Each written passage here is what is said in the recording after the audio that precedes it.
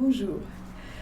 Ce livre, La singularité du sujet dans l'expérience psychanalytique, retrace 6 cas de ma pratique.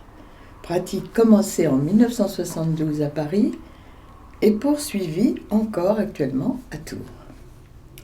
J'eus la chance alors, à Paris, dès 1968, de pouvoir écouter le séminaire de Jacques Lacan.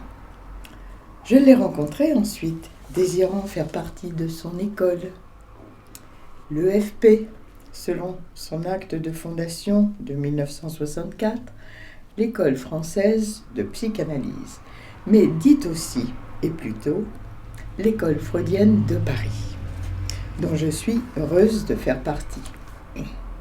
Quand il nous a quittés, en 1981, j'ai suivi assidûment les cours de l'orientation lacanienne de Jacques-Alain Miller. J'ai pu ainsi apprécier l'éclairage qu'il nous apportait sur l'enseignement de Lacan, et en particulier son TDE, comme il l'a nommé, soit son tout dernier enseignement, celui qui prend en compte l'inconscient comme réel, comme jouissance originelle du corps, l'objet pulsionnel en fait, le petit a. Il l'a écrit avec une autre orthographe que symptôme, qui est le début de l'analyse, le symptôme, S-I-N-T-H-O-M-E, celui qui peut isoler pour un sujet une satisfaction trouvée en fin d'analyse. Alors ce qui me décida à écrire ces 6 cas de ma pratique était alors, et l'est toujours, la menace comportementaliste contre l'existence de la psychanalyse. Menace alors présente en France et déjà pressentie par Lacan de son temps. Aujourd'hui, grâce à ma rencontre avec Elisabeth Marion, psychanalyste au Mans, et au travail effectué dans nos entretiens sur la pratique, le devoir de transmission que je ressentais alors a trouvé l'opportunité de mettre en acte cette publication, avec le soutien de la CFVLB, Association Cause Freudienne Val-de-Loire-Bretagne, dont je fais partie. À ce propos, je remercie Rémi Lestien pour sa préface témoignant de sa sollicitude pour ce travail. Alors, dans ce recueil de ces 6 expériences analytiques, celles de 2 hommes et 4 femmes, j'ai déplié, depuis les premiers entretiens jusqu'à l'achèvement de la cure, les dits de chacun de ces sujets, particuliers à leur histoire. Le récit, ainsi détaillé, de chaque analysant, m'a permis d'inclure aussi les interventions, les coupures du psychanalyste, ses ponctuations en somme.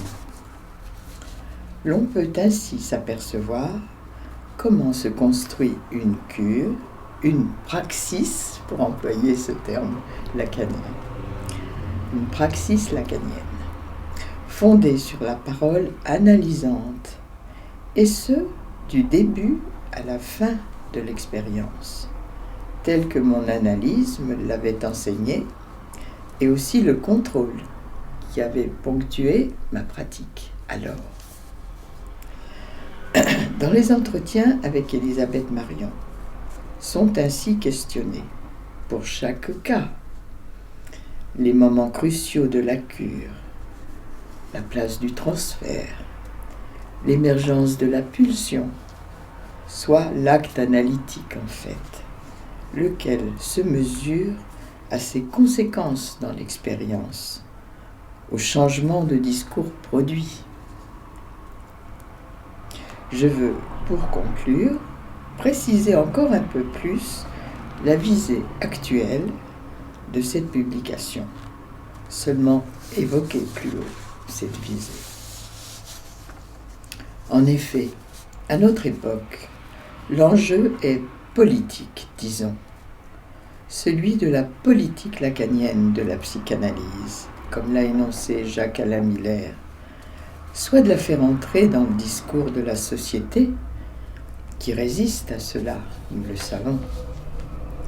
Jacques Lacan s'y est employé avec ses écrits et aussi ses nombreuses conférences à l'étranger. Et surtout, son séminaire hebdomadaire, dont j'ai parlé tout à l'heure, public à Paris, et non pas réservé aux seuls initiés.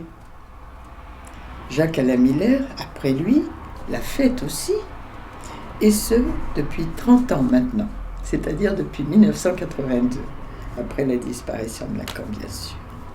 Car il s'occupe encore et toujours de la politique lacanienne, y compris dans d'autres pays que la France.